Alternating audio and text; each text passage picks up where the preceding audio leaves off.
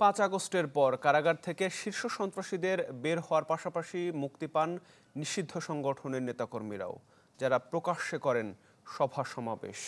শুক্রবার হিজবুত তাহরিরের প্রকাশ্যে শোডাউনে জনমনে তৈরি হয়েছে আতঙ্ক। পুলিশ বলছে জড়িতদের আইনের আওতায় আনতে ক্যাচ চলছে। আর এই ধরনের সংগঠনের সাথে সংশ্লিষ্টদের কাউন্সেলিংয়ের পরামর্শ অপরাধ বিশ্লেষকদের। সুলতান মাহমুদ আরিফের প্রতিবেদন। কালার এক্সপার্ট, জর্জ স্যাপ এবং মাইল্ড অন হ্যান্ডস টেকনোলজি সমৃদ্ধ অরিক্স ক্রিস্টাল ওয়াশ আপনার লন্ড্রি এক্সপার্ট। ক্ষমতার পালাবদলের পর নতুন করে তৎপর নিষিদ্ধ সংগঠন হিজবুত তাহরির। 7 আগস্ট সংসদ ভবনের সামনে প্রকাশ্যে সভা করতে দেখা যায় সংগঠনটির কর্মীদের। এরপর 9 সেপ্টেম্বর প্রেস ক্লাবে সংবাদ সম্মেলন ডেকে নিষেধাজ্ঞা প্রত্যাহারের দাবিও জানায় তারা।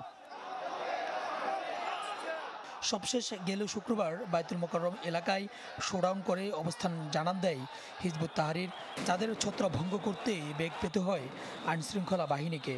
আটক করা হয় 21 জনকে। পুলিশ বলছে নিষিদ্ধ সংগঠনের কোনো তৎপরতা মেনে নেওয়া হবে না। বায়তুল মোকাররমের উত্তর গেটে এই আজাদ প্রিন্টিং এর এই দিক দিয়ে তারা হঠাৎ করে সার্জেন্টে ঢুকছে।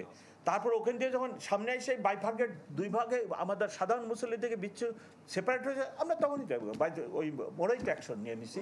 5 আগস্টের পর শীর্ষ সন্ত্রাসীদের মুক্তির পাশাপাশি নিষিদ্ধ সংগঠনগুলোর প্রকাশ্যে আসা নিয়ে উদ্বিগ্ন অনেকেই।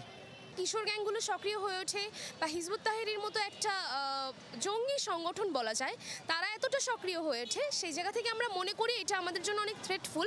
আমরা যদি এসব শুনি দেখি তাহলে আমাদের আতঙ্ক, আমরা বাড়ি করতে বাড়িতে পারবো, গাড়ি চালাতে পারবো ঠিক মতন। এই নিষিদ্ধ সংগঠনগুলো যখন প্রকাশ্যে আসবে আমাদের জন্য অবশ্যই হুমকি স্বরূপ হবে। আমরা চাই না এরকম নিষিদ্ধ জঙ্গি সংগঠন প্রকাশ্যে আসবে। উদ্ভূত পরিস্থিতিতে পুলিশের সক্রিয়তার পাশাপাশি এই ধরনের কাজে জড়িতদের কাউন্সেলিং করার পরামর্শ অপরাধ বিশ্লেষকের।